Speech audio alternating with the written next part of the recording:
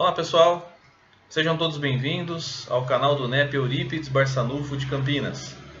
Nós estamos dando continuidade ao nosso projeto Estudando o Evangelho com Kardec.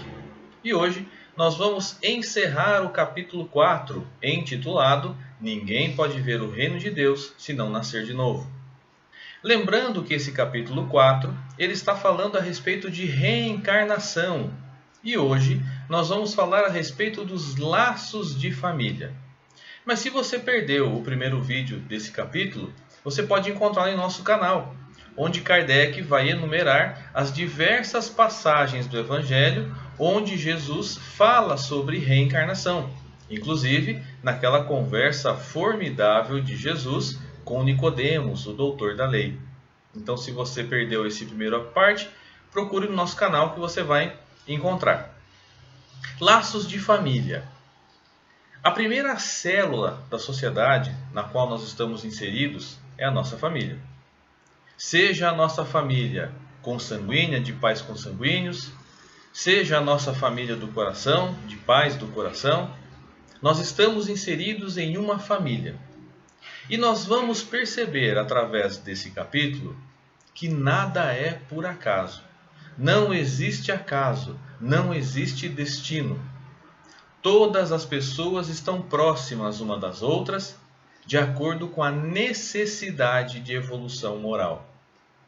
Então nós vamos ver que existem dois tipos de parentela: parentela corporal e a parentela espiritual. A parentela corporal é aquela que nos une pelo sangue.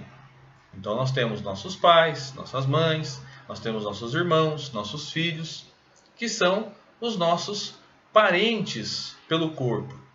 E aí nós vamos ter esposas, nós vamos ter cunhados, tios, tias, entre outros, né? Sogra, sogro. Então nós vamos ter uma diversidade de pessoas inseridas nessa célula.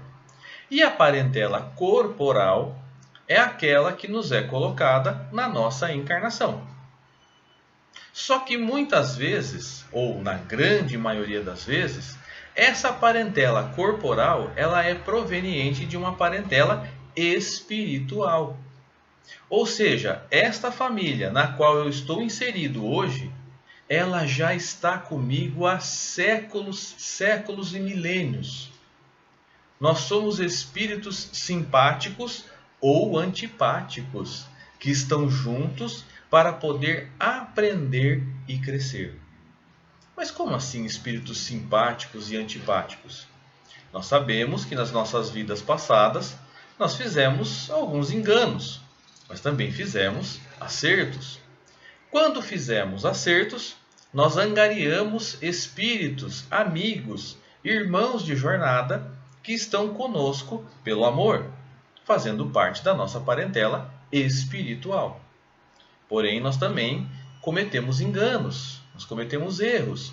E com aqueles que nós cometemos enganos e erros, nós vamos ter desafetos, que também são colocados em nossa família corporal para que nós possamos trabalhar o desenvolvimento junto deles, para que nós possamos trazê-los para perto do nosso coração e transformá-los de desafetos em afetos. Então é por esse motivo que muitas vezes dentro da minha própria família eu tenho pessoas que eu não consigo ter uma relação saudável. Pessoas que eu tenho tanta dificuldade e são do laço do sangue. Pai, mãe, irmãos, primos, que eu não tenho facilidade. São espíritos que estão na minha família, mas que muitas vezes eu me sinto deslocado. Parece que eu não pertenço a essa família porque eu penso diferente. Muitas vezes nós podemos estar passando por uma situação na reencarnação para aproximar esse espírito da nossa vida, do nosso coração. Então eu posso perguntar, mas por que eu que tenho que dar o primeiro passo? E a pergunta, na verdade, é: por que não eu, que estou agora começando a ficar ciente a respeito das necessidades espirituais, não ser eu a dar o primeiro passo? a trazer essa pessoa de volta para perto de mim. Veja, nós não estamos falando de sermos permissivos com a pessoa, da pessoa fazer o que quiser da nossa vida, não. Nós estamos falando de trabalhar o amor, de trabalhar a paciência com essa pessoa. Nós estamos falando de trabalhar o afeto, trabalhar o carinho e também auxiliar essa pessoa no aprendizado que ela precisar. Agora, por inúmeras vezes, nós temos os afetos. Aqueles espíritos que estão na nossa família espiritual e que reencarnam conosco na nossa família, que nós temos pensamentos iguais, que nós temos formas de agir igual, que nós temos formas de compreender as coisas da vida igual. São aqueles que nos completam. E aí vem o ponto mais interessante. Em certas ocasiões, essas pessoas, esses afetos, podem não ser da nossa família consanguínea. Nós podemos ter amigos que por vezes nós falamos, nossa, se fosse meu irmão não seria tão boa a nossa relação. E na verdade, ele é um irmão. Só que ele veio encarnado em outro núcleo familiar. Ele veio encarnado numa outra situação em que em um determinado momento nós nos encontramos com esse espírito e aí parece que eu o conheço há séculos. Não parece, eu o conheço há séculos. São os espíritos simpáticos, são os amigos, as amizades que a gente não explica. Aquele amigo que pensa tão igual, que age tão igual, que tem as mesmas ideias. Que quando eu penso parece que ele completa o meu pensamento. Parece que a gente se completa. E na verdade são espíritos simpáticos que estão juntos há muito tempo. Como eu disse, não há destino. Olha, eu estava morando no Oiapoque. E aí eu precisei visitar o Chuí, lá no sul. E aí então eu encontrei uma pessoa que a gente virou amigo. Onde que eu poderia imaginar eu morando lá no Oiapoque e encontrar lá no Chuí essa pessoa? Ora, não existe destino. Era necessário encontrar aquela pessoa e conhecê-la. Lembrando que isso acontece com nossos afetos e também com nossos desafetos. Nós podemos ter amizades que podem ter sido desafetos do passado e que nós estamos tentando trazê-los para a nossa família espiritual. Mas nós podemos pensar, como Kardec coloca, essa história de reencarnação e de parentela corporal e espiritual não pode causar aí um relaxamento, né? um grande alargamento da minha família? Eu posso ter 20 pais, 20 mães, 30 irmãos, 10 esposas, 10 maridos, 50 primos. Na verdade, a família espiritual ela reencarna mudando os papéis de acordo com a necessidade. Então, nesse momento, eu posso estar sendo filho. Numa outra encarnação, eu posso receber o meu pai ou a minha mãe como meus filhos, como meus irmãos.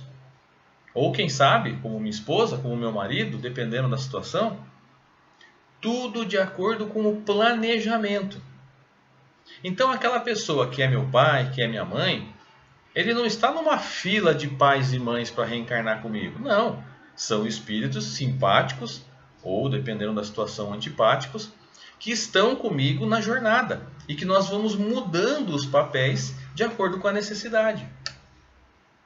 Então, nós vamos entender que a reencarnação ela não destrói os laços de família. Muito pelo contrário. Ela une, ela agrega esses laços, ela aperta mais esses laços de família.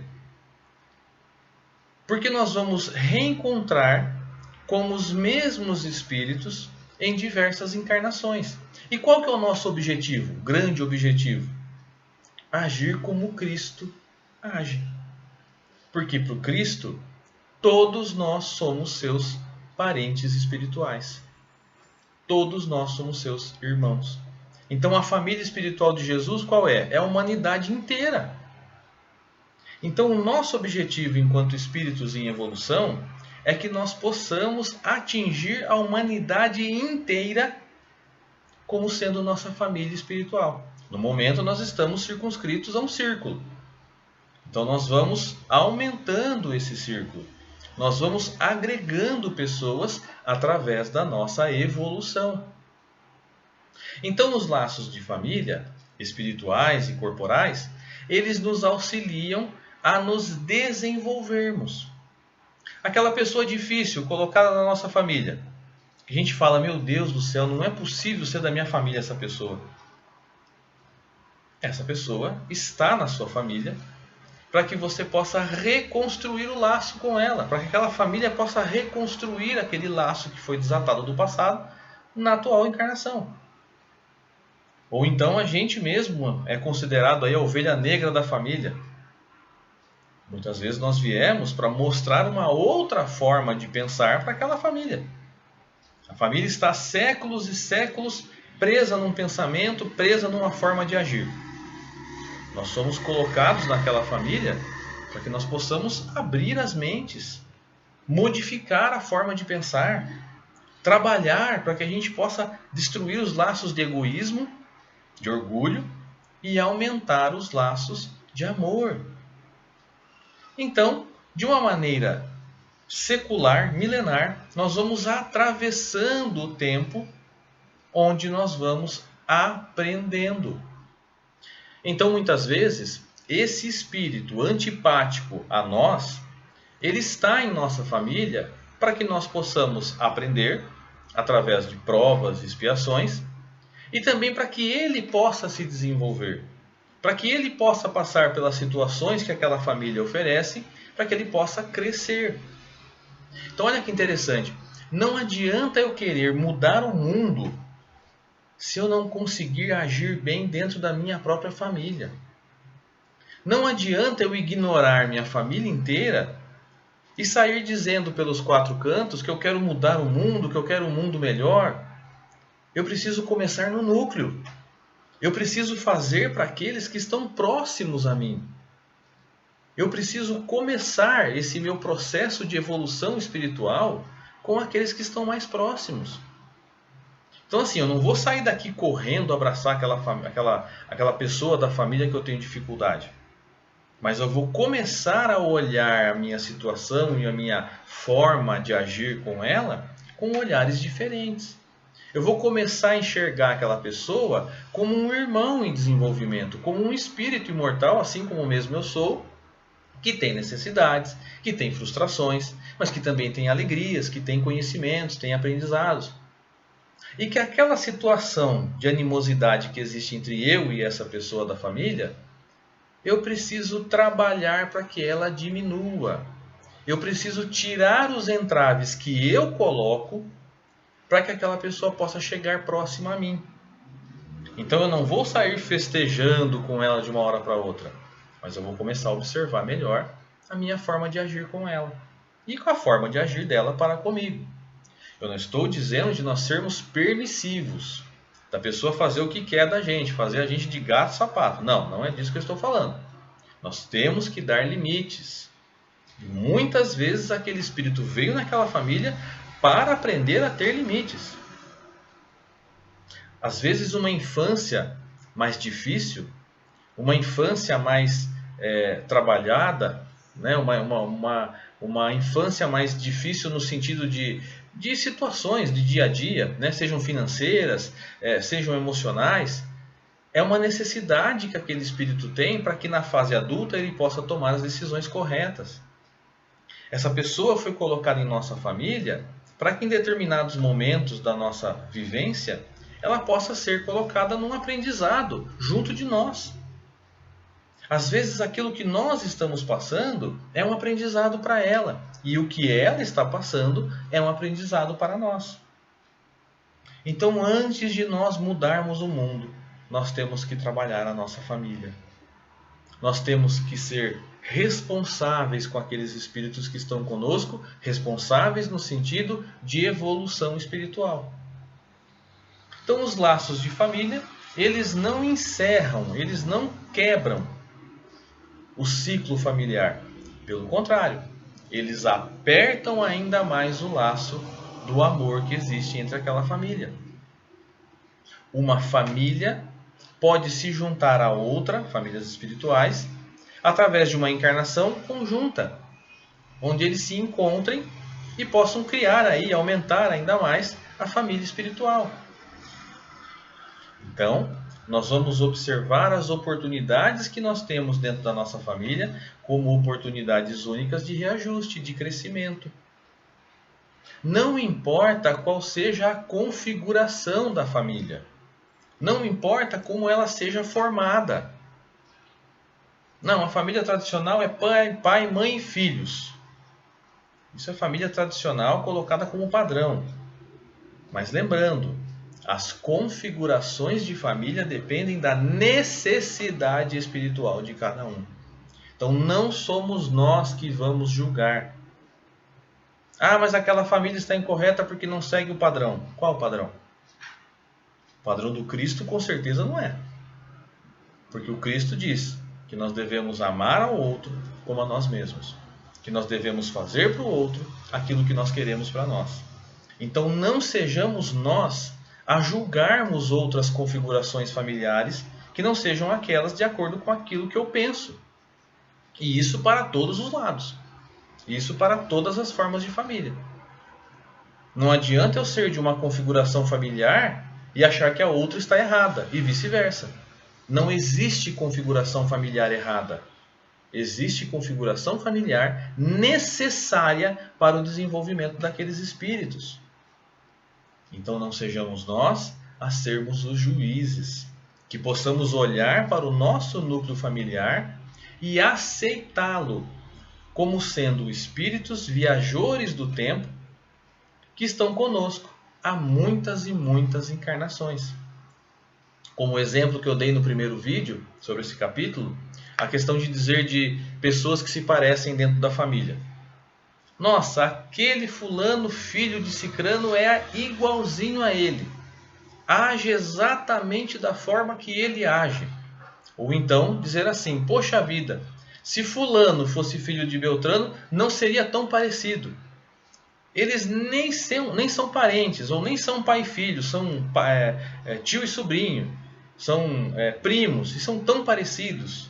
Lembrando que o espírito não gera o outro espírito. O corpo gera outro corpo, o espírito não gera outro espírito. Então o que explica serem tão iguais? Explica porque eles estão juntos há milênios. Eles estão no processo evolutivo, encarnando em família há milênios. Então é comum que pensem iguais. É comum que tenham a mesma forma de agir de acordo com a situação, que sejam tão parecidos. Como eu disse do ciclo das amizades, né? Aqueles amigos que parecem que são irmãos de sangue. São espíritos afins. E essas afinidades são perfeitas para o nosso crescimento, porque ninguém é uma ilha. A gente não cresce sozinho. Nós podemos nos apoiar nessas amizades, nessa família mais próxima que pensa como nós, para que nós possamos auxiliar o resto da família. Então, o nosso principal objetivo dentro da família, auxiliá-la para o seu crescimento espiritual, para o seu desenvolvimento espiritual. Isso também, lembrando, independente de religião. Ah, mas a minha família tem que ser espírita para poder ser aceita, tem que ser católica, tem que ser evangélica. Não tem que nada. Se nós somos espíritas e entendemos dessa forma, mas o restante da família é de outra religião, respeitemos. Mas isso não impede que nós possamos agir de acordo com a necessidade espiritual de cada um. Eles podem não ter essa compreensão, mas nós temos e nós vamos agir de acordo com isso que nós aprendemos. E para finalizar o capítulo, Kardec traz duas perguntas que foram feitas a São Luís. E ele responde. Primeira pergunta, quais são os limites da encarnação? E São Luís diz, a encarnação não tem, propriamente falando, limites nitidamente traçados, se por isso se entende o envoltório que constitui o corpo do espírito, pois a materialidade desse envoltório diminui à medida em que o espírito se purifica. Então, a questão da quantidade de reencarnação ou de encarnação independe. O que vai depender é a evolução espiritual que nós alcançarmos. Quanto mais evoluídos espiritualmente nós formos, menos teremos a necessidade de reencarnar. Então os limites da encarnação dependem de quem? Da gente. Será que eu tenho mais 15 encarnações aqui na Terra? Pode ser mais 15, mais 5, mais 200. Depende da nossa evolução espiritual e do que a gente vai aprendendo. Outra pergunta.